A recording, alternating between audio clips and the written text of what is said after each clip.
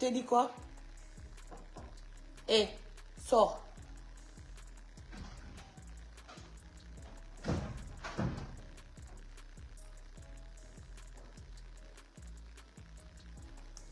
Bonsoir, bonjour. Ça va mes bébés?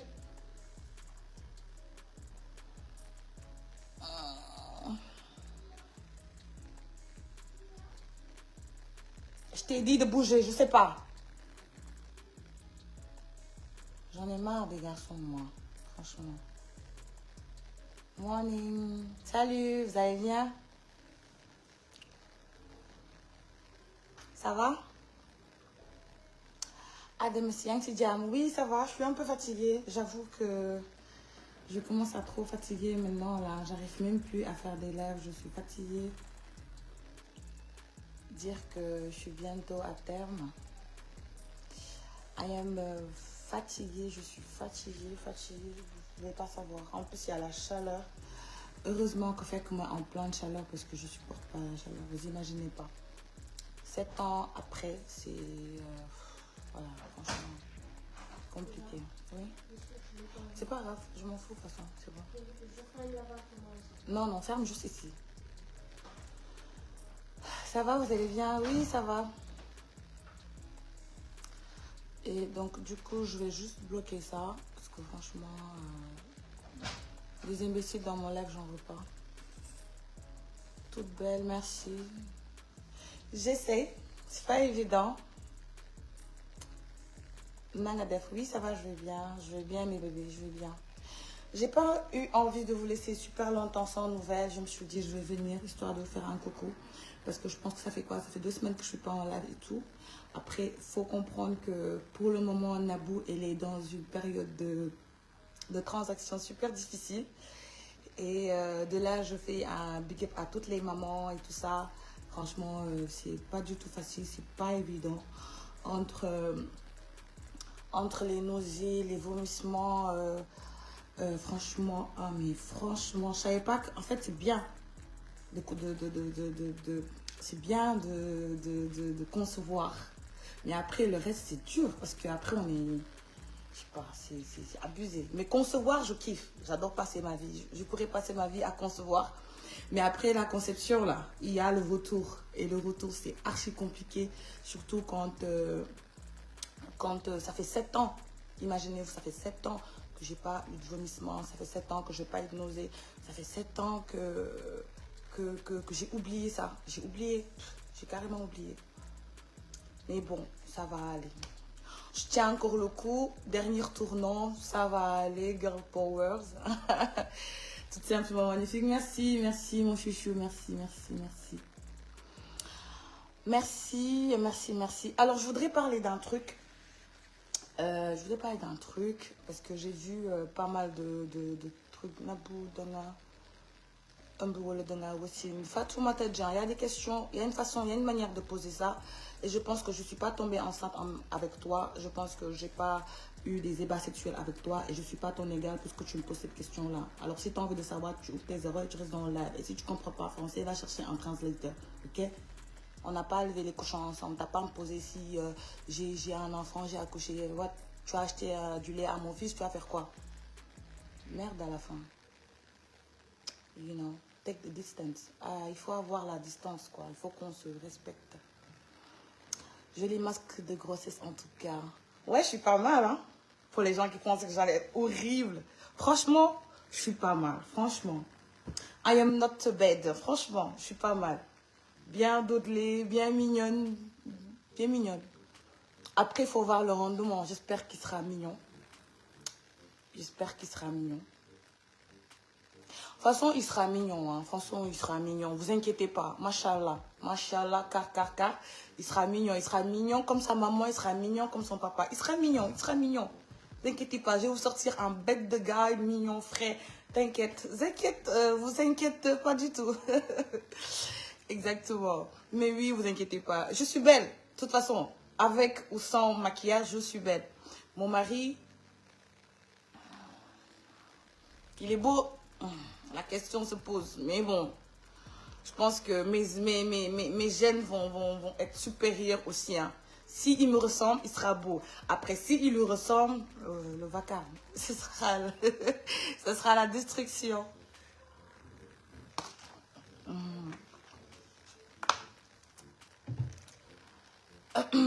Alors, je voudrais parler d'un sujet, là, je bloque un autre imbécile, là, franchement. Voilà. Voilà.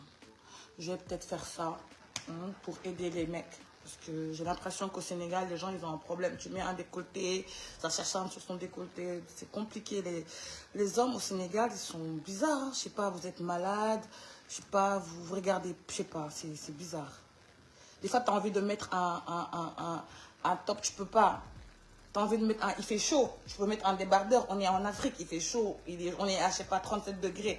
Tu peux pas te mettre un petit truc parce que c'est des chiens, je crois. C'est comme un chien qui voit une fête de gnocchi, quoi. Je sais pas si, je sais pas, il y a un problème qui cloche, je sais pas. Tu peux pas t'habiller comme tu veux, tu peux rien faire. Ils sont là, rif, comme des animaux sauvages, c'est impossible.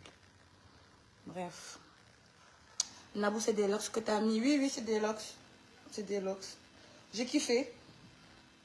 Et j'ai fait plein de photos. J'ai fait plein de photos pour vous. Après, je vais vous montrer ça. J'ai fait un shooting et tout ça pour l'avant et après. C'est des faux locks, hein, c'est pas des vrais. Je supporte pas trop quand c'est lourd. Mais après, c'est joli. Alors, je voudrais parler d'un sujet vite fait. C'est pour ça que j'ai allumé mon live.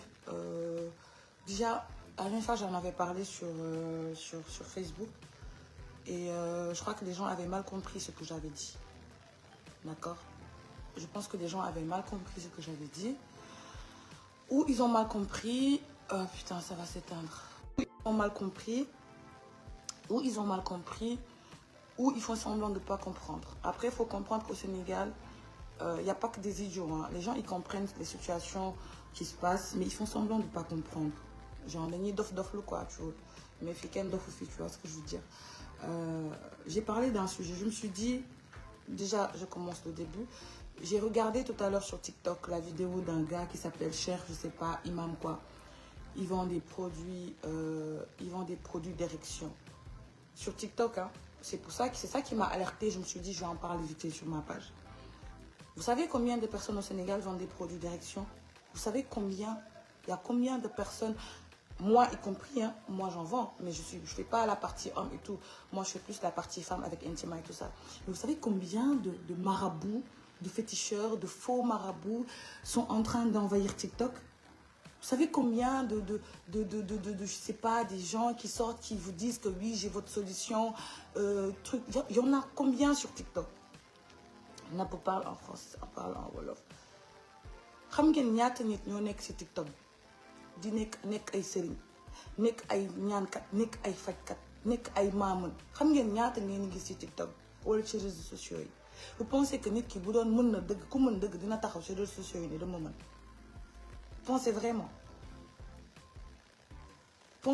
que ku mën dëgg dina taxaw ci réseaux sociaux yi ne bon man dama mën et tout? Non, ñi mën ñu ngi toog seen kër, des gens leur trouvent là-bas, li ñu am ñu ngi koy am. Après, pourquoi je dis ça? Parce que je vois deux sujets qui reviennent. Premièrement, ku bëgg nopp bu gaaw. Dès que tu zappes sur TikTok, ku bëgg nopp bu gaaw, ku bëgg nekk ak sa far takku la, ku bëgg takk bu gaaw, ku bëgg sëy te doomu ëmb wujju, ku bëgg je sais pas en fait. Moi je sais pas. Je sais pas. J'ai envie de poser la question, si ces gens-là sortent, c'est parce qu'il y a des gens qui sont intéressés par ça. Gis ngeen fii ma wax leen benn affaire man dama leen di wax en connaissance de cause. Connaissance de cause, et je vous parle en tant que sœur d'une manière très sincère. Vous savez, pour une femme, je répète encore une fois, je vois beaucoup de mes sœurs, beaucoup de mes jeunes sœurs, j'ai 30 ans, je pense, et que sur les réseaux, peut-être am na ñu ma mag, am na ñu ma magul. Mais si j'en parle, c'est parce que je sais que j'ai une communauté. Et dis-moi, ça touche du monde. À quoi ça sert d'accélérer quelque chose qui est en cours? Ça sert à quoi? Ça sert à quoi? C'est pas naturel en fait. C'est pas naturel. Tu es avec ton copain. Def ngeen 2 ans takku la mais amaana yow li nga ko wan moo tax takku la. Je vois pas de là nga dem liggéey waa ji pour mu takk la. Anyway liggéey nga ko takk na la est-ce que am nga ci bànneex doo ci am bànneex da ngay forcer. Vous savez quand vous forcez quelque chose là da nga koy forcer parce que en fait nous au Sénégal, parce que je suis au Sénégal, peut-être dans les autres pays d'Afrique, mais le Sénégal m'intéresse, on a un problème de paraître. On a un problème de quand dira-t-on. On a un problème de sama dëkkandoo lu ñuy wax sama xarit bi lu muy wax sama noonu lu ñuy wax. Et ça fatigue. Ça fatigue, ça fatigue. Ça fatigue le moral, ça fatigue votre vision des choses, ça fatigue l'estime que vous avez pour vous-même en fait. Vous avez une estime en fait, une personne a une estime. Vous avez une estime en soi, vous avez une estime en vous. Vous avez vous d'abord. Et si la personne avec qui vous êtes depuis 2 ans, 3 ans, 4 ans, 5 ans, 6 ans, n'a pas jugé utile, nécessaire de vous épouser, c'est parce que vous avez un comportement qui ne l'a pas encouragé en ça. Et c'est ça qui est la vérité. Je ne vais pas faire comme toutes ces influenceurs. Vous savez, moi, je ne parle pas des détails. Moi, je parle des choses qui ont un sens. Je parle des choses qui sont là. Et que je sais qu'il y a des femmes qui le vivent, qui en parlent. Je reçois énormément de questions sur ça. Quand je fais des TikTok avec Californie, quand je fais des lives sur TikTok avec Californie, il n'y a que ça qui revient. Il n'y a que ça qui revient. Et pourquoi au Sénégal, parce que je parle du Sénégal, je ne parle pas des autres pays, pourquoi au Sénégal, vous savez, juste essayez de vous déplacer de chez vous. Allez au tribunal. Dem leen tribunal ngeen toog juste ngeen jaar tribunal ngeen xool ñaata cas divorce ngeen am par jour ñaata cas divorce ngeen am par jour ñaata. Regardez le dernier recensement de l'ANSD. Il y a combien de cas de divorce au Sénégal? Après, il faut savoir, il y a 2 situations. Il y a les divorcés qui refusent de sortir de la maison. Ça, j'en parle pas. Il y a des femmes divorcées qui refusent de sortir de la maison, qui refusent de sortir. Am na ñoo xam ne sëyatuñu sax tas nañ bu yàgg mais ñu ngi toog. Elles sont là, elles sont assises parce que elles veulent montrer un visage qui n'est pas la leur. Elles veulent montrer une réalité qui n'existe pas. Moi, je vais pas rester chez moi, me mentir seule et en fait, je sais pas le poids que c'est, le poids que ça fait. Vous savez, il y a déjà la conscience. La première inquiétude d'une personne, c'est sa conscience. Man, lu dalul sama xel. Du ma si jéem a nax keneen du ma si jéem a wane wu genre non je peux pas. D'où moi comment je suis, d'où ma personne. Quand j'ai un problème, je le dis et je passe. Mais vous voyez des femmes qui souffrent dans leur foyer et qui sont là et qui restent. Ils restent pas parce qu'ils ont envie de rester, mais qu'ils restent parce qu'elles n'ont pas le choix. Elles n'ont pas le choix. Elles n'ont pas le choix. Moi, quand j'entends par exemple cette phrase qui dit, entre parenthèses, que damay toog mu ñëw samay doom. Au fond, toogoo ndax say doom. Dangay toog parce que tu sais très bien que, tu ne peux pas te prendre en charge toi-même. Loolu mooy réalité bi. Réalité bi, c'est que la plupart des femmes qui restent dans leur foyer là, elles sont dans leur foyer. Pas parce qu'elles ont pas parce qu'elles ont envie de rester pour leurs enfants comme elles prétextent. Non, c'est que elles n'ont pas le choix. Elles ne travaillent pas ou leur salaire ne leur permet pas de se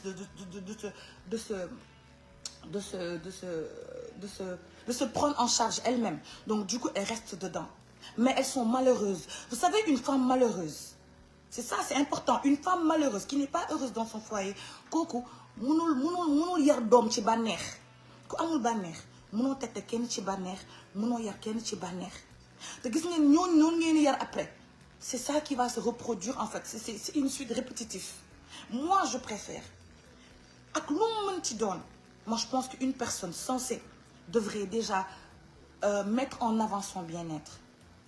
Jël sa bien-être déjà def ko ci kanam. Ni man jigéen laa peut-être sama salaire 50 000 la mais tu te bats. Tu te bats. Tu te bats, ma chérie. Tu te bats. T'as pas à rester quelque part où, ma chérie, t'es pas respectée. T'es pas aimée. T'es méprisée. Même quand tu es avec ton mari la nuit, tu ne ressens pas le plaisir de le toucher, de le caresser. Et qu'est-ce que tu fais dedans? Pour tes enfants, non? Tes enfants veulent te voir heureuse. Au contraire, ils veulent pas te voir. Quel enfant? Vous pensez que mon fils veut me voir malheureuse? Non? Quand je pleure, il pleure parce que la relation yaay ak doom dafa fort. Je pense que il faudrait plus parler sur ça.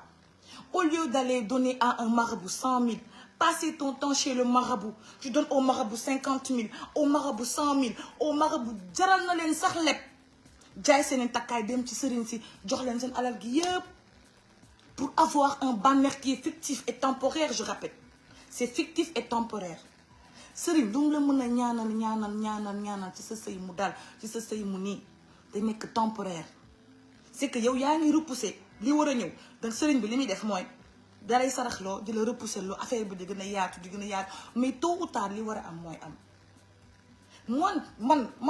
man peut-être tu peux ñaanlu pour say doom pour sa jàmm yaram parce que nous sommes en Afrique et c'est pas des choses à banaliser. Man je vais pas dire le contraire, nous sommes en Afrique et c'est pas des choses à banaliser. Toppatoo sa bopp ñaanal sama bopp ñaanal sama doom que lépp lu ko waay yéene mu këpp ci kawam d'accord jàpp julli ñaan suñu borom loolu dara dàq ko. On se dit musulman et nous-mêmes on remplit le bar mystique des faramineux ñun rek ñoo fa fees. Et ça, moi, je comprends pas. Si on voit sur TikTok toutes les 2 secondes, man la serigne gis def, man la serigne ñam xam, man la serigne Johnny, nopp légui, nopp yap, nopp truc. Vous faites des choses, des pratiques qui vont peut-être vous bloquer votre vie. Xam nga du ñaan yépp lañ wara def, du sarax yépp lañ wara def. Des fois nga def sarax bo xamné da lay tëj, des fois nga def sarax bo xamné da lay bloquer, des fois nga def sarax bo xamné day am après effet secondaire ci say doom. Des fois nga def loo xam ne pour yow sa voilà pour ne pas recevoir des appels. Vous voyez, et ça sert à rien. J'aurais tellement aimé voir des femmes qui sont combattantes, qui sont battantes, qui sont des femmes qui privilègent leur carrière professionnelle, leur santé, leurs enfants, leur famille, que les hommes. En fait, on a tellement mis l'homme ici au Sénégal, dans la société sénégalaise, on a tellement mis l'homme dans cette place-là qui se permettent de tout. Qui se permettent de nous maltraiter, qui se permettent de nous mal parler, qui se permettent de tout. Les hommes se permettent de tout ici. Dafa am ñuy wax ak ñu dul wax. Ma chérie, je réponds. Dafa am ñuy wax ak ñu dul wax. Fii ku fi wax say neex na rek waxoo dëgg. Ku fi wax say neex na waxoo dëgg. Ku fi ñam tàkkusaan, ku fi ñam tàkkusaan ndaw. Ku fi ñam tàkkusaan. ñam nga ay guddi yoo xam ne waxoo ko kenn nettali woo ko kenn mais c'est pas une fin en soi. Le mariage n'est pas une fin en soi. Dépendre d'un homme, il y a pas plus minable pour une femme. En fait, je sais pas, de les détruire en fait. Ça te minimise. Il te parle comme il veut, il te traite comme il veut, il sort quand il veut, il rentre quand il veut. Il n'est ni affectionné, ni attentionné. Amoo ci moom, amoo dara ci moom. Tout simplement parce que moo la yor. Tout simplement parce que moo la yor. Gis nga góor bu la yoree heure bu la yoralee sa lépp yoral la sa dépense yoral la sa kër yoral la sa njaboot yaa fa bàyyi sa bopp sa dara du la neex sa xol bi da nga koy jël di ko jàmbat di ko daggate di ko def ay affaire ba toi-même t'as même plus goût. Or que le mariage, quand on tape sur Google le sens étymologique du mot mariage, le mariage c'est censé être un oasis de paix, c'est censé être un cocon de paix, c'est censé être l'amour, c'est censé être la compréhension, c'est censé être le respect, c'est censé être l'entendement, c'est censé être l'entretien, c'est censé être le yërmande. Le mariage est censé être l'endroit où la femme doit, si tout le monde m'a m'insulté dehors Nabou Dash ma génn si mbedd ñëpp di ma dóor war naa ñëw sama néegu sëy am fa bànneex am fa doole am fa ay reetaan am fa ay cokotaan am fa kas am fa reetaan am fa mbëggeel am fa yiir am fa yërmande. Mais suñu néegu sëy amatuñ fa loolu yépp amatuñ fa loolu. Au contraire dañ lay saaga ci mbedd bi nga ñëw sa kër gi ñu dóor la kuj pañ. C'est-à-dire que les mbedd bi sax ñoo gën a compréhensif jamono ji ka biir kër gi da ngay génn si mbedd bi ñu raay la nga dugg ci biir kër gi ñu dóor la ay kuj pañ. Parce qu'ils n'ont plus aucun sentiment, ils n'ont plus aucun respect. Et c'est pas tout le monde. C'est pas tout le monde. Il y a une différence. Pas tout le monde. Une femme qui se prend en charge. Nga liggéeyal sa bopp, mënal sa bopp, gérer say doom sa bopp. C'est vrai qu'il a une part de responsabilité. Su ko defee baax na su ko deful baax na. Mais toi, au moins en tant que femme, mënal nga sa bopp, tu peux faire des choses toi-même. T'es pas dépendante. Et beaucoup de femmes sont dépendantes. Et c'est ça, ça vous tue. Ça vous amène à la dépression. Ça vous amène à vous détester vous-même. Ça vous donne en fait, ça peut même vous amener à une obésité.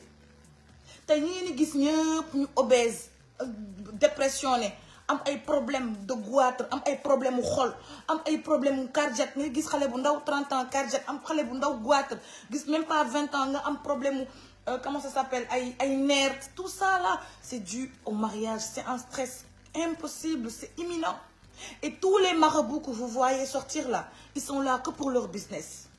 Ils font du business. De la même manière que moi, j'ai mis Intima. Je me suis dit, Intima, ça va aider les gens parce que c'est que du business. Time is money. Les gens font du business sur la peine, sur la douleur des gens. Ça n'a qu'à. Moi, c'est mon business. Si je ramène peut-être 5 personnes, moi, c'est un mais une tech business. Si je ramène des filles,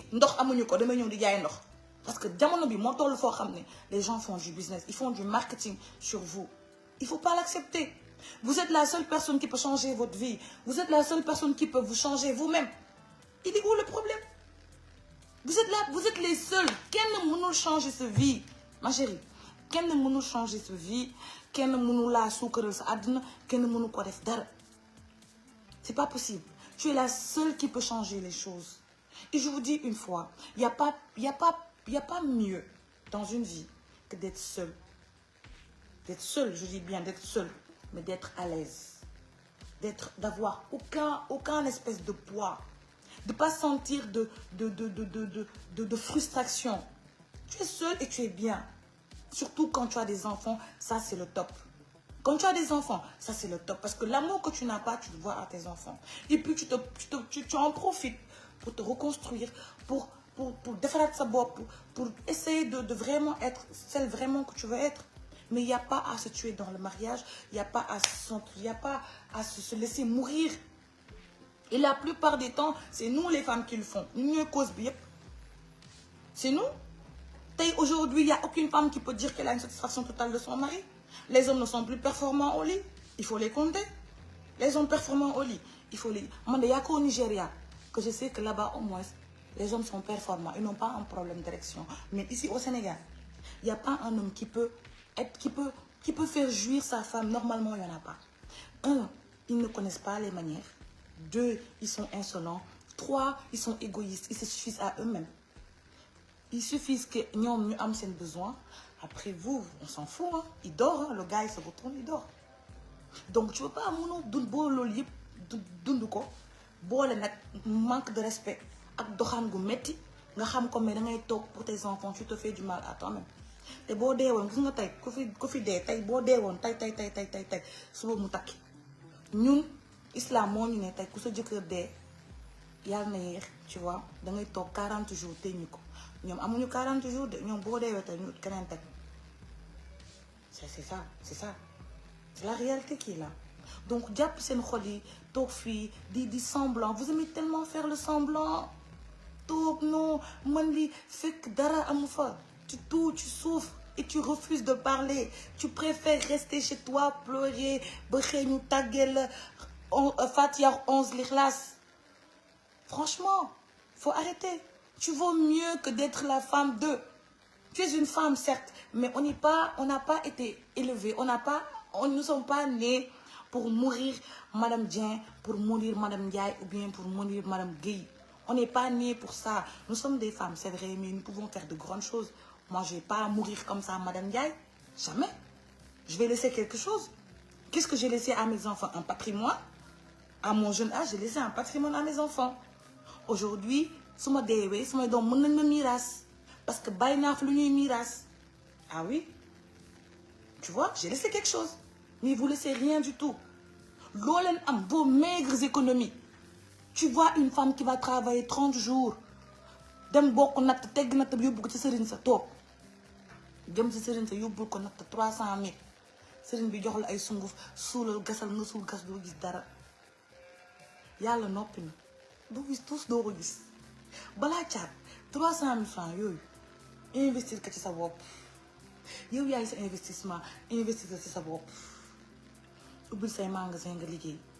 Ba nga xol lo ci def. Mu am rentabilité ci yow.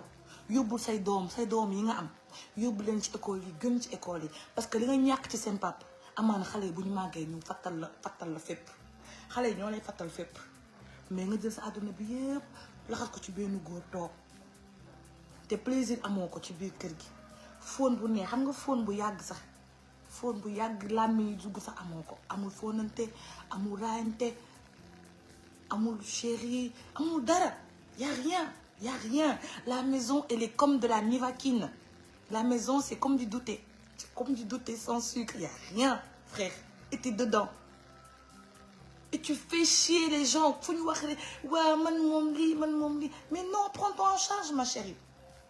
Nous sommes en 2023, 2024 bientôt. Il est temps que chaque femme se prenne en charge.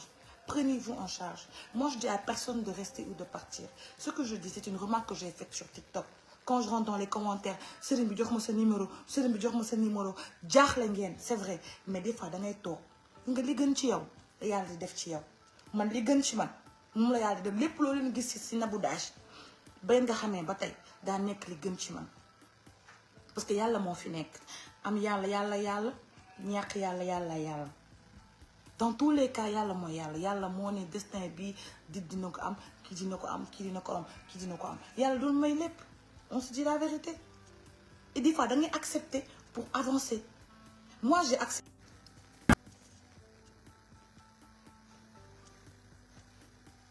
Excuse-moi, ça a coupé les bébés parce que j'avais pas mon chargeur.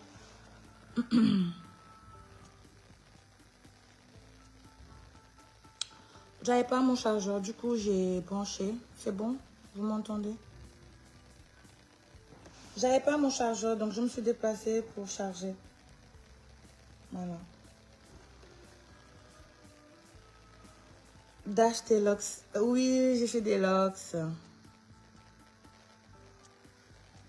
Ça va, vous m'entendez? C'est bon, c'est revenu? Voilà, donc je disais, c'est pas... Si je parle comme ça, c'est parce que c'est en connaissance de cause. Je suis sur TikTok, je suis sur les réseaux, je lis les trucs, les posts, je vois les anneaux que les gens font. Et ça me fend le cœur dans le sens où nous sommes jeunes et je pense que la vie réserve tellement de surprises, qu'on peut tellement faire de grandes choses, mais on est tellement limité. La femme sénégalaise est une femme battante. La femme sénégalaise est une femme battante. Nous faisons partie des femmes les plus braves qu'il y a en Afrique. Mais malheureusement, on a cet esprit de se laisser mourir pour l'autre. Et c'est dommage. Parce que plus tu te laisses mourir pour lui, plus tu es insignifiante en fait. Et ça, je le dis, c'est parce que c'est quelque chose que j'ai remarqué et surtout que j'ai vécu. Moi, j'aime bien parler de mon vécu parce que je m'en sers, moi, déjà, pour me motiver. Moi, je me motive. Il y a des fois, je me dis, mais non, Nabou, il ne faut pas abandonner, tu vois. On a tous des périodes de haut et de bas. C'est comme ça. On a tous des périodes de haut niveau et des périodes de bas niveau. Ça veut dire qu'on est humain. Ça veut dire qu'il n'y a pas un route bozamal, il n'y a pas de la magie. C'est naturel, c'est normal. Quand tu es là, tu te développes bien. À un moment donné, tu stagnes et tout. C'est parce que c'est comme ça, c'est la nature des choses. Après, c'est comme ça, c'est un cirque qui revient et qui revient. Mais ce que moi, j'aimerais dire à mes petites sœurs, c'est vraiment 2 points très importants. C'est les études. C'est très important, les études. Il n'y a pas plus important que ça. C'est vrai qu'à un moment donné, on se dit non, on s'en fout des études. Non, il n'y a pas plus important que les études. Pour celles qui sont dans les études, continuez vos études. Le mariage n'est pas une fin en soi. Ça va juste vous retarder. Et dites-vous bien, vous êtes plus traité, vous êtes mieux traité en tant que maîtresse que en tant qu'épouse. Je ne sais pas si vous avez celles qui ont vécu ça, elles peuvent comprendre ce que je dis. Quand tu es l'épouse quand tu es la maîtresse de quelqu'un, là, la personne te traite mieux, te traite bien, parce qu'il sait que tu as d'autres portes derrière. Il sait que tu as d'autres opportunités derrière. Il sait que s'il fait le fou, que tu vas le laisser, tu vas le narguer, tu vas aller faire ailleurs. Mais il suffit qu'il t'épouse.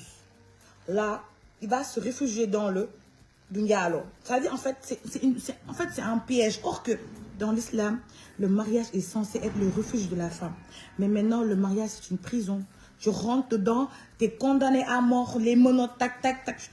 En fait, tu as l'impression que tu as réuni. Tellement que ta peine, elle est là. Tous les jours, tu as une peine qui est là. Or que c'est pas Une partie, c'est les hommes. Mais l'autre partie, ce sont les femmes qui le font à d'autres femmes.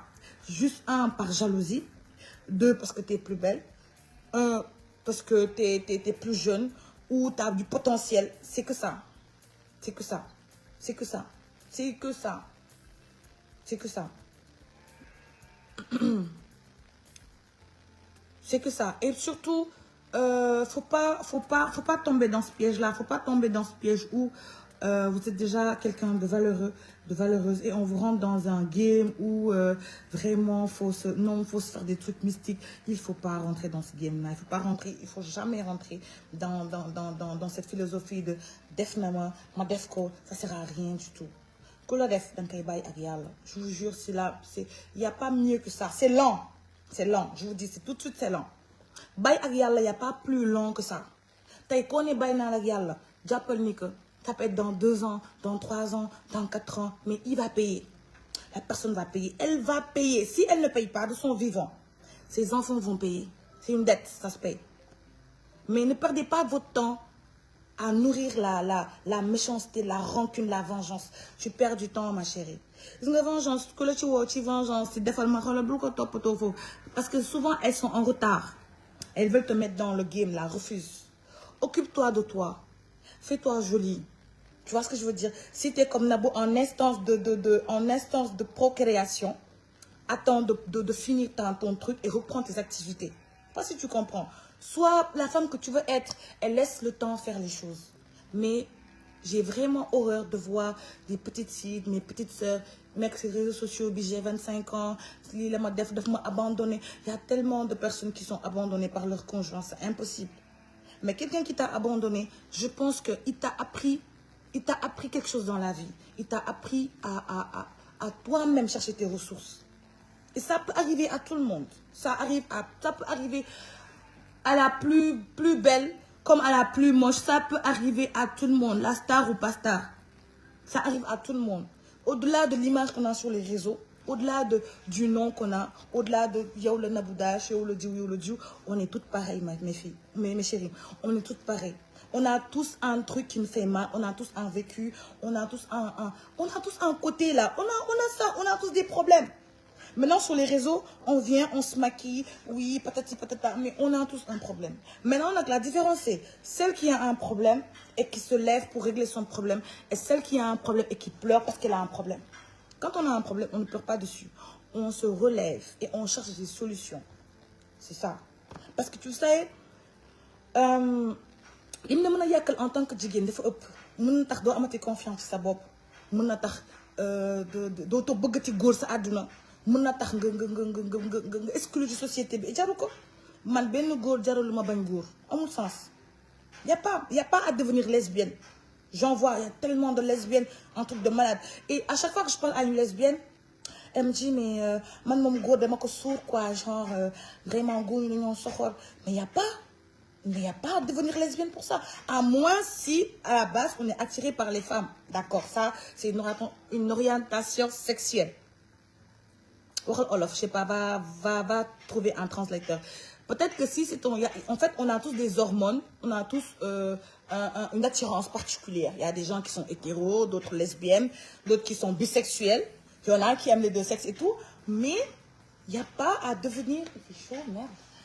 Il n'y a pas à devenir lesbienne juste parce qu'on t'a brisé le cœur, frère. Nous, on est tombé. Ça veut dire que mon cœur est tellement tombé que là où il est là, mon cœur il est en mode de vas-y viens, j'encaisse le prochain combat. On s'en fout. C'est la vie, c'est comme ça. C'est des hauts et c'est des bas. Mais il n'y a pas à devenir lesbienne. Il n'y a pas à se coucher avec une fille. Enfin, après, je ne juge pas. C'est vrai qu'il y a des gens qui sont dans ce côté-là. Mais franchement, moi, je ne vois pas le sens où, parce que tu as vécu ça, tu sors, tu deviens lesbienne, je ne sais pas quoi. Bon, après, chacun a ses trucs, je ne juge pas. Mais moi, ce que je veux dire derrière, c'est qu'il faut être forte. Il faut être forte. Et être forte, c'est pas venir dire en commentaire, oui, je suis forte. Non, il faut être forte dans les circonstances où tout le monde vous pense faible. Et là, vous revenez, vous ressurgissez, vous faites votre vie. C'est ça la force d'une femme. Et j'ai envie de voir des femmes comme ça, qui se battent pour elles, pour leurs enfants, qui se battent pour leur avenir.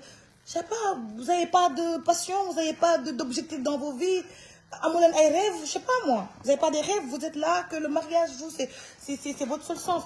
Vous prenez vos économies, d'un un gars quelconque qui se dit être un marabout de je sais pas où.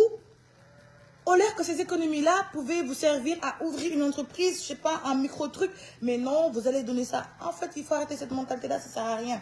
Et deuxièmement, l'autre chose, c'est que nous, les femmes, on pousse les hommes dehors. C'est-à-dire que nous-mêmes, on pousse nos hommes dehors. Et je vais revenir sur ça. Troisième chose, c'est que, oubliez, celles qui sont là, oui, oubliez, un homme n'est pas fidèle. Pas possible. Pour nous, non, ça me dit que moi je suis seule. Ma chérie, tu es seule chez toi, mais vous êtes beaucoup dehors. C'est-à-dire que chez toi, là, tu es la seule chez toi. Actuellement, chez toi, tu es seule. Ta famille, tout le monde sait que tu es seule, tu es sa première femme, il n'y a pas de problème. Mais dehors, là, tu as tes collègues qui sont comme ça. Tu as au moins 5 collègues dehors. C'est ça, ma chérie, c'est ça. Il n'y a pas un homme qui va rester avec une femme 5 ans, 10 ans, sans aller voir ailleurs. Mais vous pensez que vous êtes qui, vous? Vous pensez que les femmes qui disent que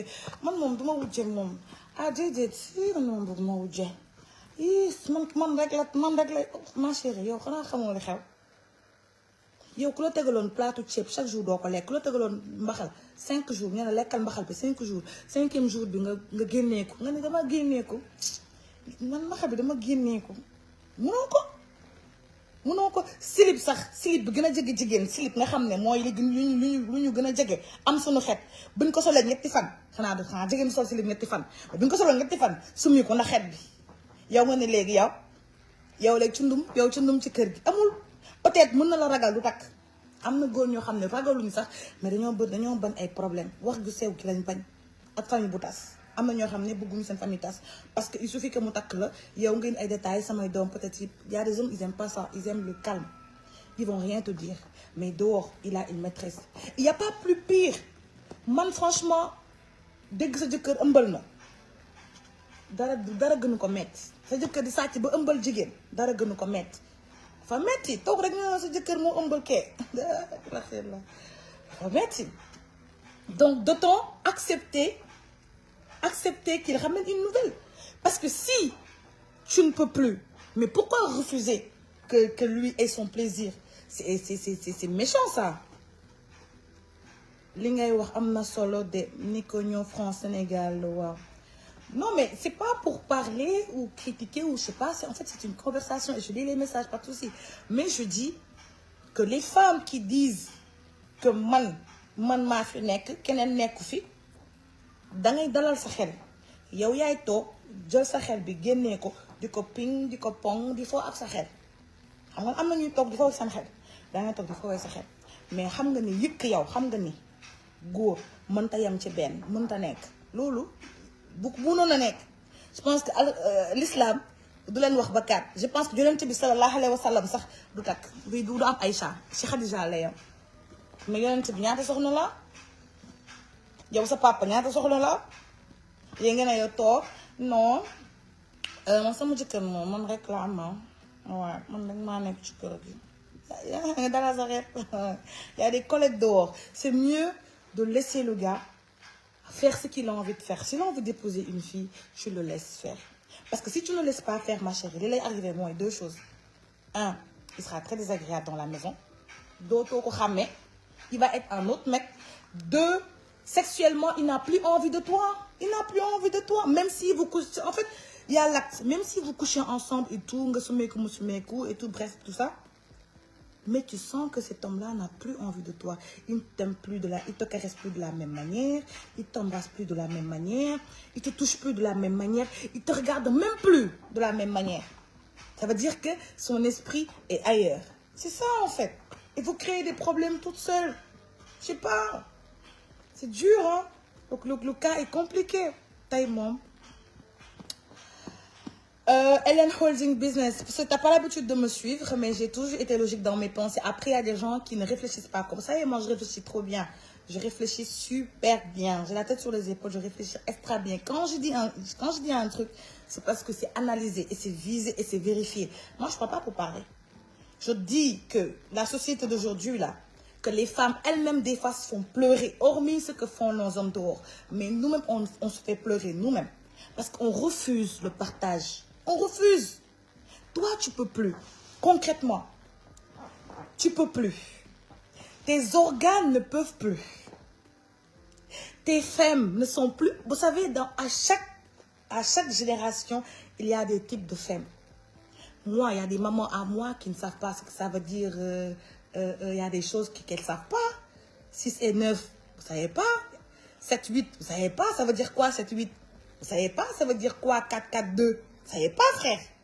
Maintenant, l'homme est toujours à la tendance. Mais toi, en tant que femme, peut-être vous avez 20 ans de mariage ou 10 ans de mariage, c'est plus ça, en fait.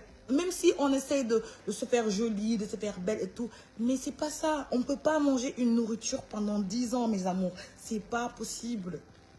Pas possible. Donc, laissez vos hommes aller chercher le goût qui leur manque. Parce que si ton mec ou si ton mari va épouser une autre, c'est parce qu'il cherche un goût. Et le goût là, tu ne l'as pas. Et si tu l'empêches, il va aller humble dehors. Au lieu que, sama sutura dafa baax ci sëy parce que dégg naa ñu ne say sutura la mais sutura mi ngi commencé nga xam ne sa jëkkër mi ngi doxal nga ne ko takkal loolu sutura la di forme de sutura la loolu forme de sutura la sama jëkkër mi ngi doxal ma jàpp ko ma ne ko kaay takk ko parce que bu ëmbalee ci gin ci biti ñu ne jëkkër di ëmbal na dafa ñaaw et puis ay jullit lañ dafa ñaaw sàcc ba ëmbal dafa ñaaw wala chaque jour nga jàpp ko chaque jour nga jàpp ko ay message day làkkatu ci douche bi di woote allo bébé non mënuma génn tey bàyyi ba suba bu ñuy bureau au lieu mu wàcc kër ga mu jàdd daf lay sonal loolu sonalu la yow te nga accepté mu takk rek comme ça bu génne nga xam ni fee la nekk bu ñëwee nga xam ne ñëw na il faut nga accepté ko parce que da ngay sonn góor ñi ma gis mënuñu leen téye cuuraay téewu leen ay fer téewu leen ay ñam joodo téewu leen sëf téewu leen dara téewu leen la preuve en est que Ousmane Sonko dafa bàyyi ñaari jigéenam dem si Adji Sarr ñu maase ko téewu leen ay affaire de sama jabar ibaadu la sama jabar dafa yiiw góor yiiw téewu ko maanaam bëgg nañ jigéen ju yiiw góor bëgg na jigéen bu yiiw bëgg na jigéen bu yiiw daal parce que pour image am bëgg na ko yiiw ku teggi ne mais góor au fond maanaam bu ñu nee la nature sauvage la nature érectile l'homme est un chasseur te tout chasseur aime les gibiers te dara gënu nekk gibier xale yi may gis ci mbedd bi xale danoo jonguma danoo vulgaire te góor mu bëgg jigéen bu vulgaire ci boppam parce que li muy désiré ak fu mu ko làkk noonu amanda loo koy nëbb yow parce que soxnaam nga protocole de la maison affaire de kilifa mi bu génnee dana feccal gelam dina ko taasuwal dina ko feccal mu laa cegin dina ko raamal dina ko lëmbalal te yow mi jabaram du la lëmbal nga xam ni moom yow kon la may wër au fond mbedd bee ko yor te mbedd bi man dama leen jox expérience parce que man je suis quelqu'un boo xam ne dama nekk professionnel si mbedd bi gis nga mbedd bi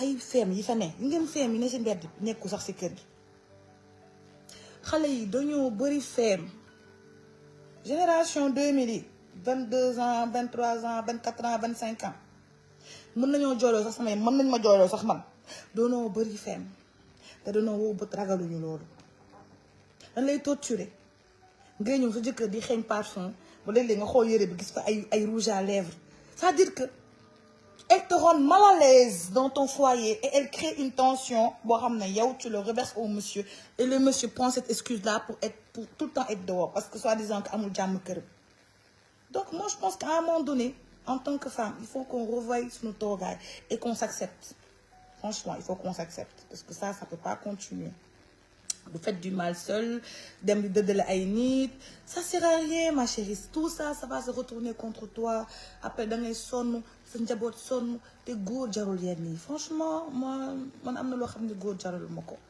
voilà 100 000 yi may def ci sama jëkkër pour mu nopp ma pour mu bañ a takk keneen pour mu xool ma man cundum def ko ci sama doom ji mu màgg jëriñ ma ni ma màggee man jëriñ sama ndey sama doom ji màgg jëriñ ma ko vraiment yu xoñte dëgg affaire yi mi ngi bëgg soof de Nabou, excuse-moi, aujourd'hui, femmes n'écoutent surtout pas, les hommes ne sont pas polygames, tous les hommes n'aiment pas le papillonnage ni le bordelisme. Diouf, Marie-Émilie. C'est ça que je suis en train de dire. Tout ce que tu es en train de... Tu sais, je ne disconviens pas de ce que tu m'as dit. J'ai aimé la façon dont tu as parlé. Mais Diouf, Marie-Émilie, tu sais bien que ta mère, ta grand-mère, tes arrière-grands-parents, tes aïeux savent que l'homme n'est pas fidèle, ma chérie. Il y a le respect. C'est-à-dire que ton homme peut aller voir dehors, mais tu n'en sauras rien. Si tu n'es pas fouineuse, si tu ne fouines pas, si tu n'es pas quelqu'un de curieuse, mais ma chérie, si tu penses que ton homme là, c'est ta sauce seulement il mange, tu te trompes. C'est faux. Il papillonne, mais ça dépend de comment, de la manière de papillonner. Il va ailleurs, tu penses qu'il va être avec toi tout le temps, parce que c'est toi, tu es Marie-Émilie Diouf. Marie-Émilie Diouf, tu as quoi en tes jambes qu'elles n'ont pas dehors? T'as quoi? T'as rien? Et tu peux ni jurer sur le Coran que tu n'as jamais attrapé ton mari, voir ailleurs où tu ne doutes pas. Pas possible. Peut-être qu'il te respecte, il ne te montre pas. Mais c'est pas possible, frère. Marie-Émilie, franchement. C'est pas un problème de bordélisme. En fait, c'est la nature. L'homme de nature est infidèle. L'homme de nature n'aime pas les choses monotones. Il n'aime pas la routine. Les hommes aiment changer. Ils changent de veste comme ils changent de go. Après, tu sais pas, peut-être qu'il te respecte. Il te respecte. Il veut pas que ça m'a dit Khamko. Et ça, je respecte, c'est le respect. Et quand un homme respecte sa femme, c'est vraiment à saluer. Mais franchement, laisse tomber ta. Ça, c'est 2 balles. Tu t'en dalal sa xel. War nañu créer ministère bu bees de lii dëgg bu wér la billahi. Oui, ma chérie. Franchement, tu sais, Émilie, bon, que c'est pas tous les hommes qui aiment faire le bordélisme dehors, mais le mot bordel, c'est l'homme en question. C'est qu'entre nous, les femmes, on s'aime s'insulter de pute, telle c'est une pute, telle c'est une salope, patati patata. Mais les hommes, en vrai, ils aiment les salopes. Comment expliquez-vous que góor am ay soxna yu jullite yu teggine machallah yu respectueuse du ñu raté waxtu julli di doxaan borom tatouage ak borom piercing nga xam ne kii bordel bi nekk ci biir bordel bi mu gis moo koy yëngal yoo xam te dëgg ah yéen tamit léegi bëgg a metti de. C'est qu'on est jalouse. C'est vrai que nous sommes toutes jalouses. Moi-même, je suis jalouse. Tout le monde est jalouse. Mais franchement, il faut être jalouse dans un bon sens. La jalousie mal passée, ça ne sert à rien. Ça ne sert à rien. Vous vous rendez malade. Vous faites des choses qui vous fatiguent. Ça ne sert à rien. Ça ne sert à rien du tout. Il faut accepter les choses telles qu'elles sont. Et se concentrer sur soi-même. Vous savez, quand vous êtes concentré sur vous, et vous êtes sur vous, sur vos projets, vous cherchez à vous améliorer. Vous êtes bien avec vous-même. Peu importe ce que votre homme fait, vous le regardez.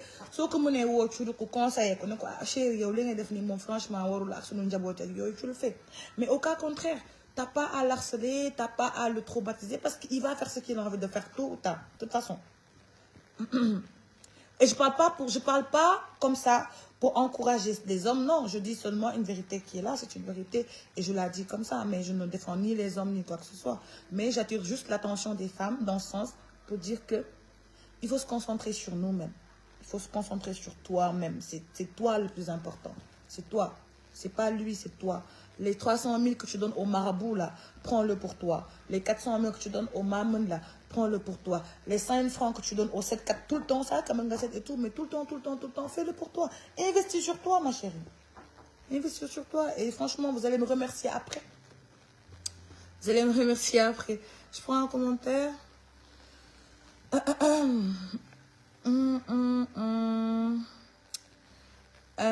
Elle dit Nabo, comment bon week-end, vous êtes très belle. Merci. Belle avec des kilos de plus, avec un joli masque.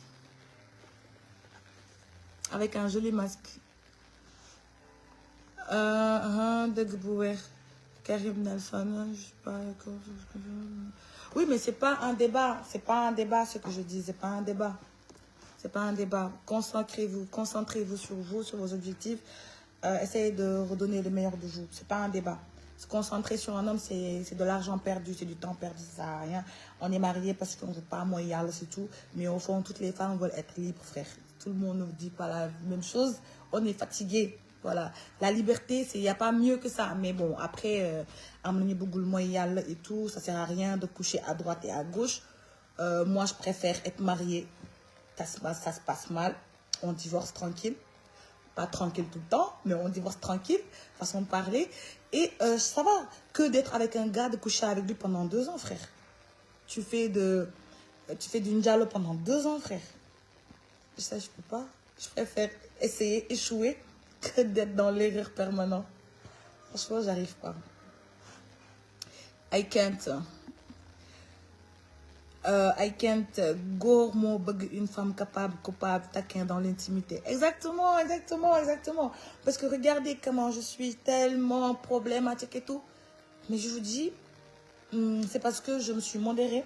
Mais je vous dis pas le nombre de mecs qui me courtoient, qui me draguent et tout. C'est abusé.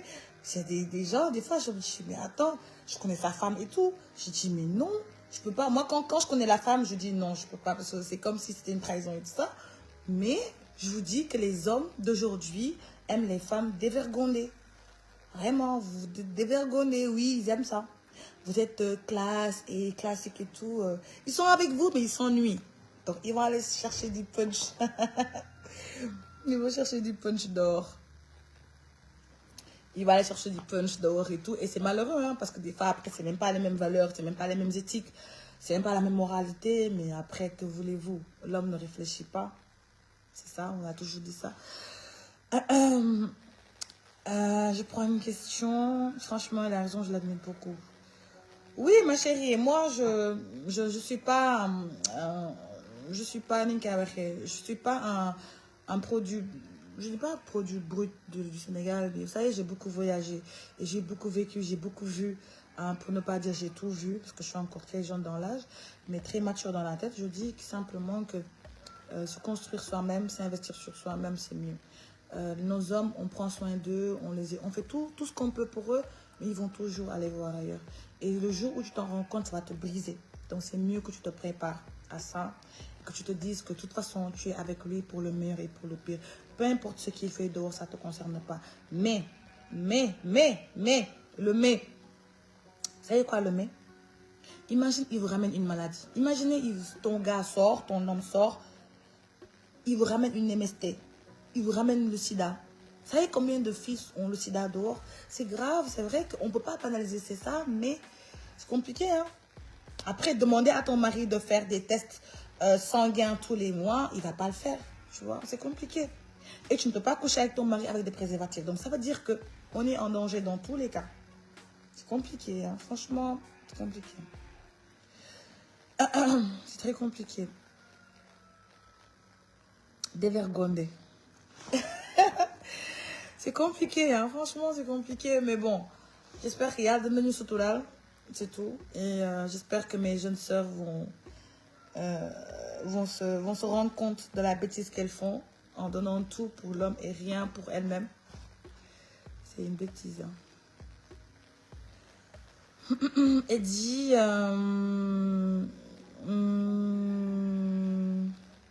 bonjour, je te remercie, Valon.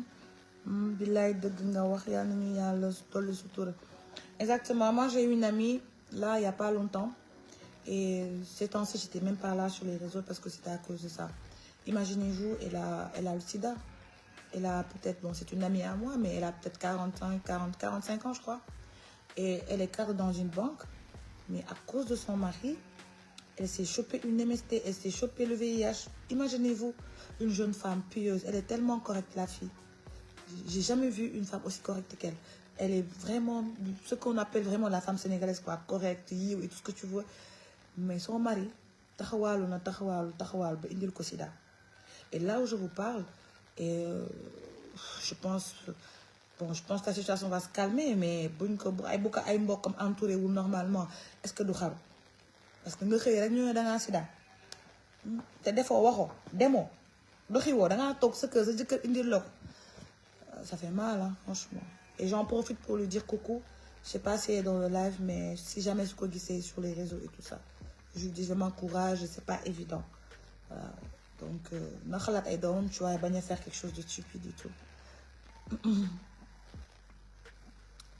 kooku looy wax nii ci góor bu doxaan di wax deru jabaram naan sama jabar duma toppatoo. Ndeye Fatou Dramé tu sais Ndeye Fatou Dramé gis nga góor bu ñëw di la doxaan naan sama jabar duma toppatoo, faut te méfier, faut te méfier. Tu sais pourquoi? Parce que il est pas reconnaissant, c'est un ingrat. Et j'ai été mariée à un ingrat comme ça. C'est des ingrats. Ils vont venir salir la réputation de leur femme. Sama jabar dafa salté, sama jabar dafa tilim, sama jabar dafa didim, sama jabar dafa xam, sama jabar dafa heure si taat, sama jabar mënul lii, sama jabar tooyul, sama jabar dafa wow ñëw ci yow. Et de la même manière bu ñëwee ci yow, tu vois, tey bu defoon yàlla bu defoon mu takk la, il va faire pareil. Loo ko defal du ko gis, kooku baadoola la. Man je ne respecte pas un homme qui ne respecte pas ses femmes. Pas possible. Parce que tu peux pas négliger des gens avec qui tu as été pendant des années. Et moi, même pas 3 ans, Dieu me tek ma ci kaw, faut te méfier. Moi, c'est par expérience que je te dis, méfie-toi. Un homme qui ne prend pas soin de ses épouses, ku teralul ay jabaram, man su ma ñëwee dooma tera danga may toroxal. Boo bëggee gis góor bu toroxal jigéen rek, xool ko ci ay jabaram. Nan ngay toroxale say jabaram pare may ànd ak yow di say ya. Voilà, fu ñu jëm. Fu nga toroxal ma. Man ni ma toroxal c'est déjà suffisant. I am enough toroxaling. I can't. Je veux pas remettre une autre couche, franchement. Ah non, franchement. J'ai eu beaucoup d'expérience et tout, et j'en ai vu beaucoup de choses. Et des fois, ma chérie, nous, li ngoro li feñ ci ngoro bi, li feñ ci sëy bi, nuyoo na ci ngoro bi ñoo ko bàyyiwul xel. Donc ñun ñoo dul bàyyi xel loolu. Mais góor bu ñëw xas jabaram, dina sama jabar lii dafa lii. Et puis tu vois que chaque année, jabar ji mi ngi ëmb. Mais je te dis, mais attends, yow xasoo sa jabar dafa salté. Non, te dis quoi salté. Tu vois, c'est ça. Il faut te dire que c'est pas forcément ce qu'il dit qui est la vérité. Des fois, il faut regarder sa bopp. Est-ce qu'il prend soin de sa femme? Des fois aussi, jabar ji sonn ci moom defar ko ba mu nickel defar lépp. Waa ji ingrat dafa am ay góor ñu ingrat. Moo tax man je interdis aux femmes ngeen jël seen temps di defar góor kenn ko defar. danga ko naan ñuq teg ko ni dege. Man moom dootuma ko defati. Fekk góor bu yarul yii 5 ku ko def dig ma woo dootoo ko defati. Fekk góor bu yorul jël sa alal jox ko naa danga koy jàppale, erreur monumentale. Fekk góor bu modde naan danga koy sañse di ko nandaloo ay couleur, erreur gigantesque. Fekk góor boo xam ne maanaam xamul ay sax xamul manière xam na góor yoo xam ne amuñu savoir-vivre, mënuñu sax lekk ak fourchette ak kuddu. Am na ñoo xam ne boo leen yóbboon restaurant billaahi wallaahi da ngay ruus parce que xamuñu mënuñu toog, xamuñu civisme, xamuñu nu ñuy waxee restaurant. Maanaam bu ñu lekk sax dañ naan comme mbaam buy remuer nga jël ko defar ko ne ko non chérie on mange pas comme ça, on mange comme ça, on fait pas du bruit à table, on met pas les coudes. Nga expliquer ko manière de politesse yëpp si yow la koy essayer.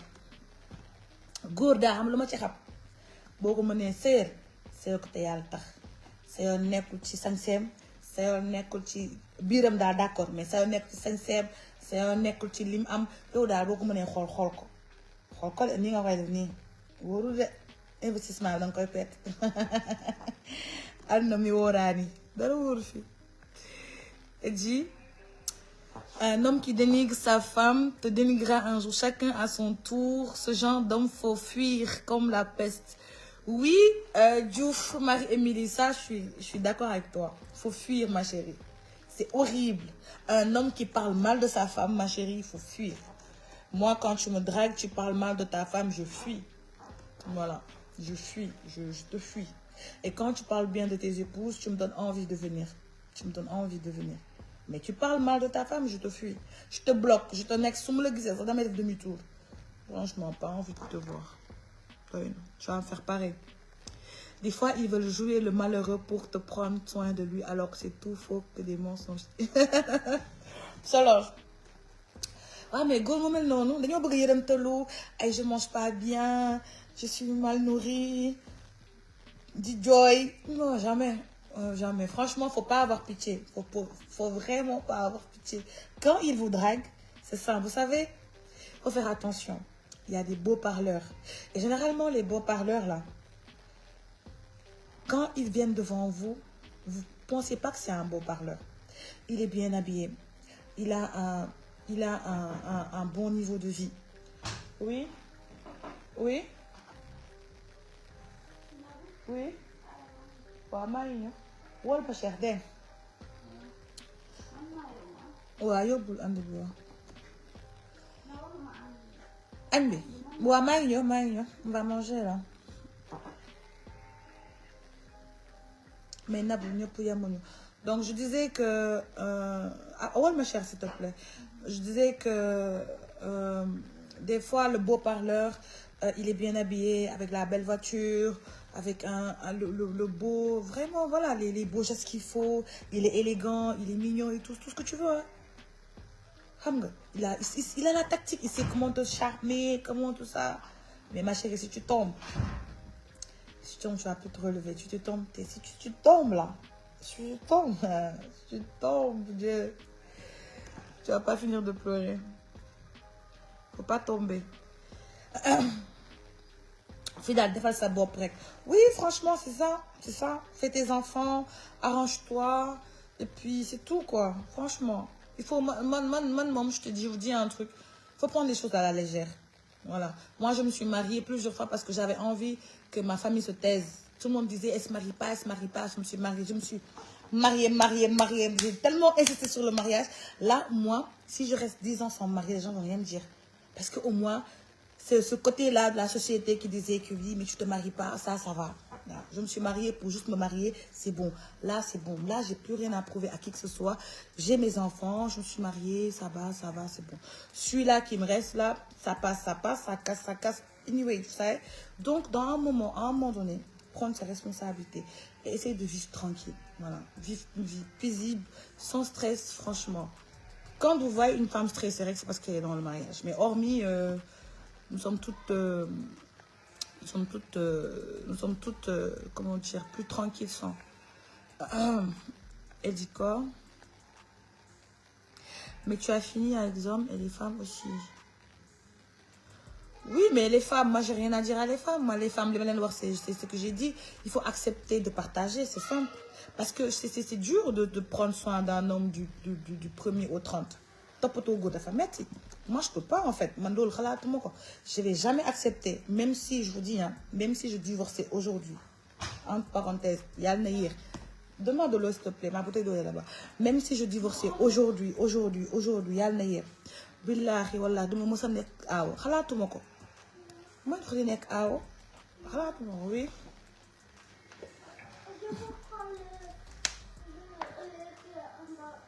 Tu vas prendre quoi? J'ai dit arrête de me déranger. Il faut que tu me déranges en fait. C'est tout toi ça. Non, allume-moi le truc. Il fait chaud. Augmente le volume. Il fait chaud. Jamais je pourrais être la première femme. Jamais. Je préfère mourir seule que d'être awa. Jamais. Ça c'est pire. Ouais, c'est bon. Non, ça va. Peut-être un mouchoir. Un mouchoir, ouais. Un mouchoir. Jamais. C'est pas possible, jamais.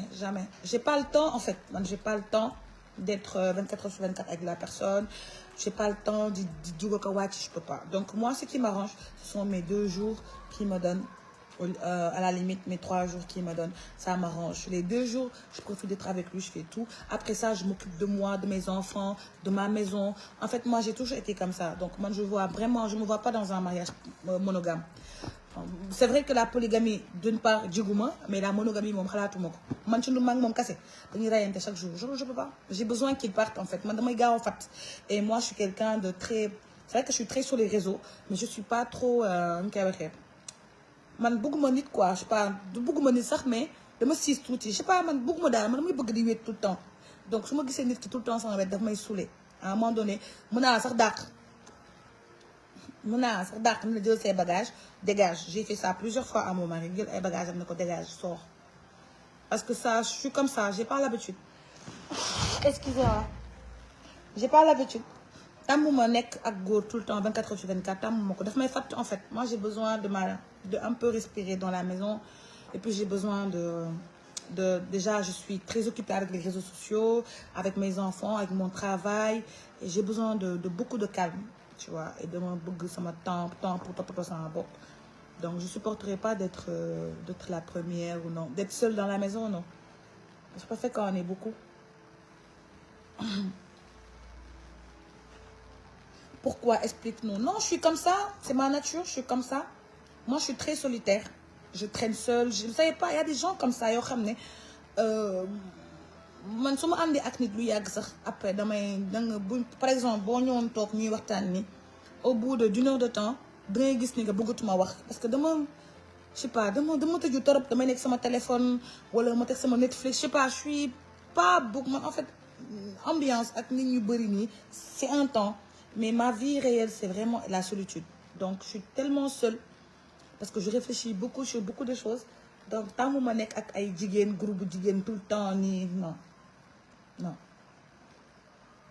bon après ñëpp bokk ñu yema man noonu laa mel man sama jëkkër moom supporté wu ma nekk ak moom chaque jour daf may saouler ça me saoule te mën naa ko dàq te duma ko tey mën naa ko ne génnal kër gi demal ci suul dégage soo fekkante ni noonu laa mel man dama nekk koo xam ne dama bëgg nga may sama temps nga may battement bu ñu nekkee ñaari fan ma noppalu damaa sikk ma noppaloo xam nga toppatoo sama bopp xam nga j'ai sama bopp daal après nga ñëwaat ma beesaat mais bëgguma chaque jour ma lay gis di la tegal añ di la man xawma ko je te comprends tellement je suis pareil oui je sais pas et je vous jure j'ai fait des bêtises hein.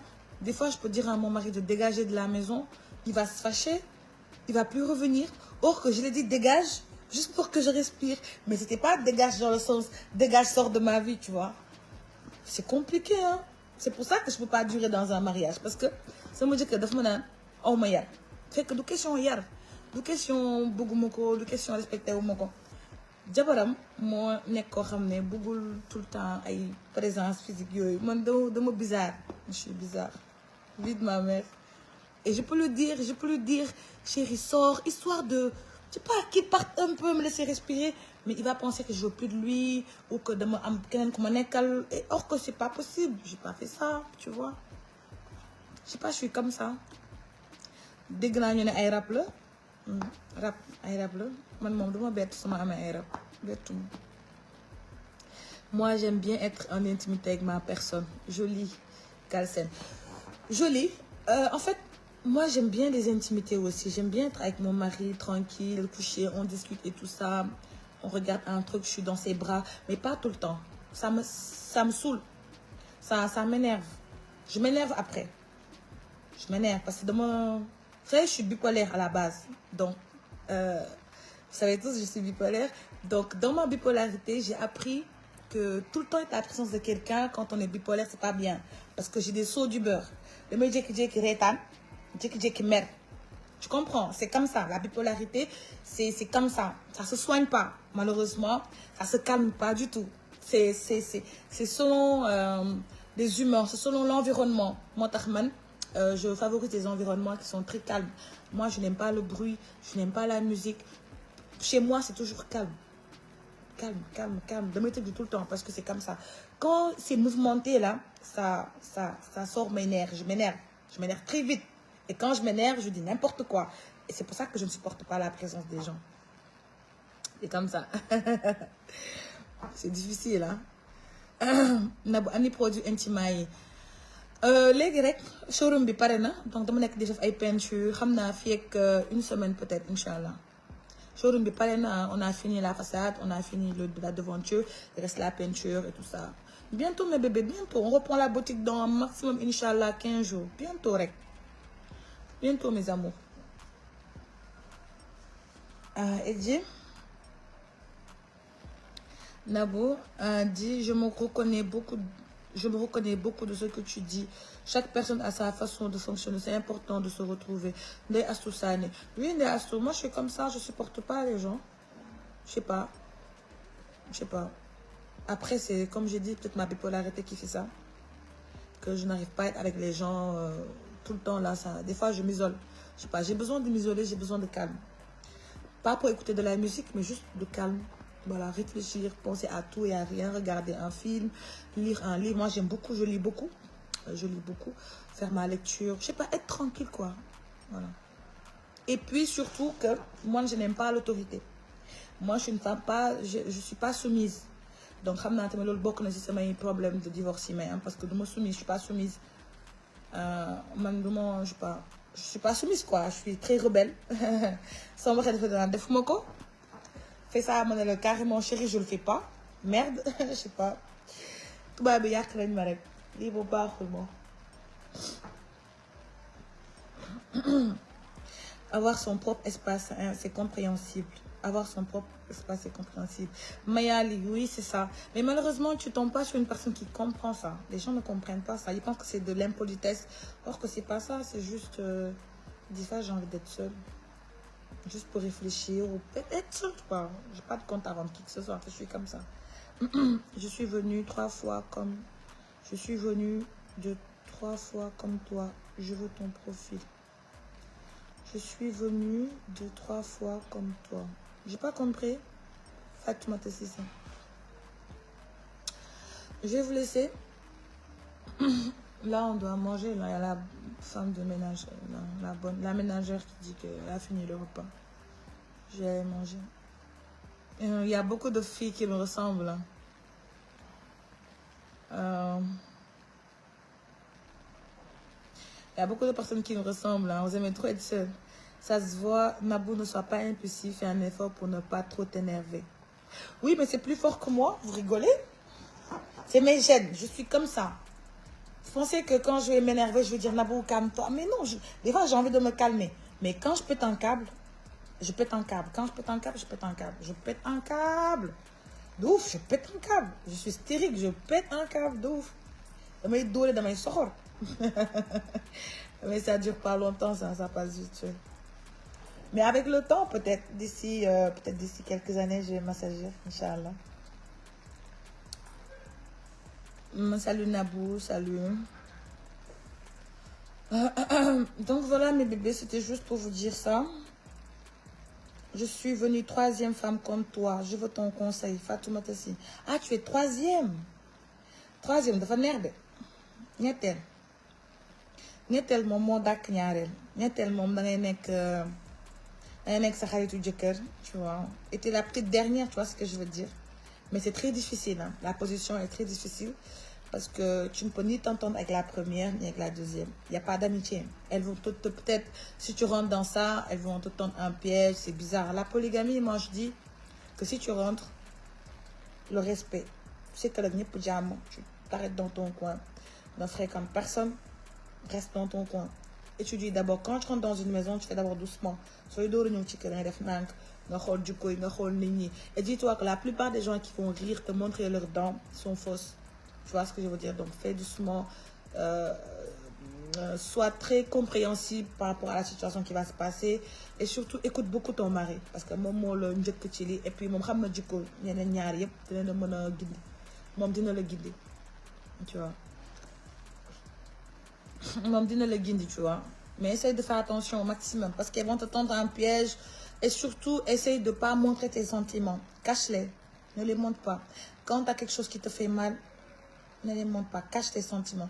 Parce que si nous avons sa faiblesse, nous allons appuyer. Tu as des choses. Tu as des choses. Tu as des choses. Fais attention. Hein. 3e, c'est danger. 3e. ñetteel moom risque la ragal du ko def. ñetteel. am nga fit Cissé. Cissé am nga fit. ñetteel risque la ragal du ko def. Mais ça va, je rigole, ça va bien se passer. Dès le moment, dès lors que tu aimes ton... Dès lors que tu aimes ton mari et tout. Dès lors que tu aimes ton mari et tout, ça va bien se passer.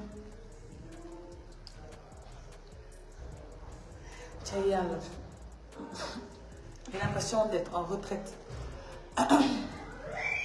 Dès lors que tu aimes ton mari, ma chérie, ça va bien se passer. N'aie pas peur, petite bourragane.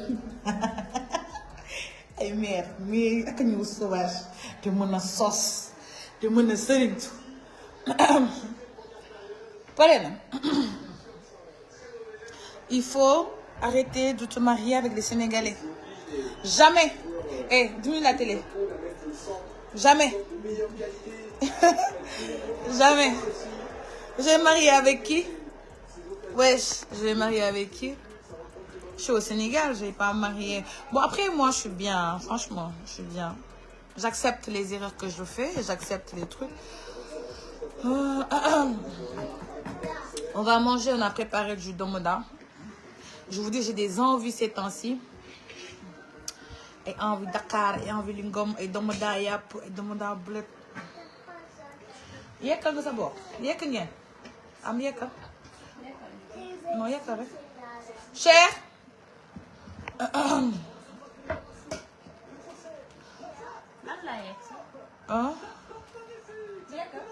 non yekkal bu pare après man dinaa yekk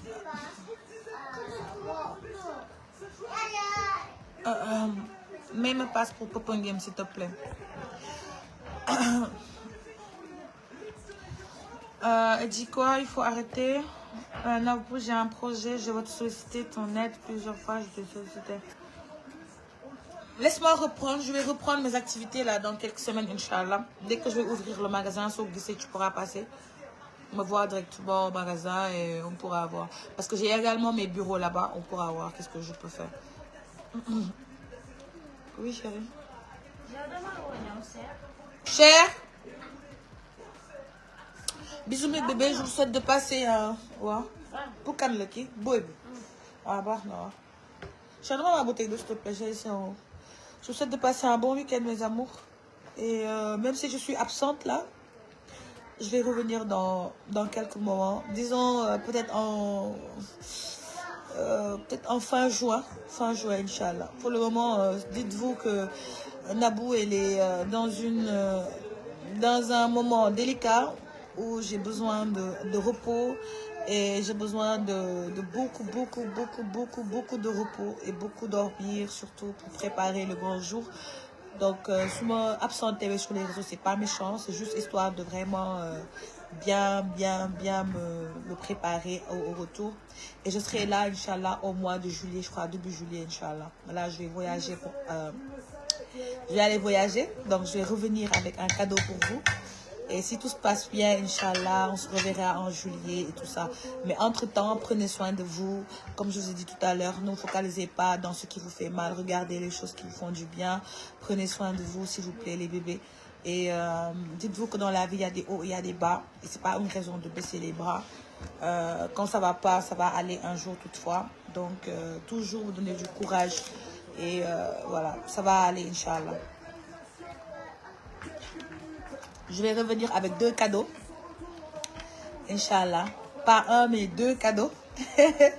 Vous allez voir les 2 cadeaux que je vais revenir avec, Inch'Allah. Souhaitez-moi bonne chance. Et ñaanal leen ma Inch'Allah. Ma ñëw ak jàmm.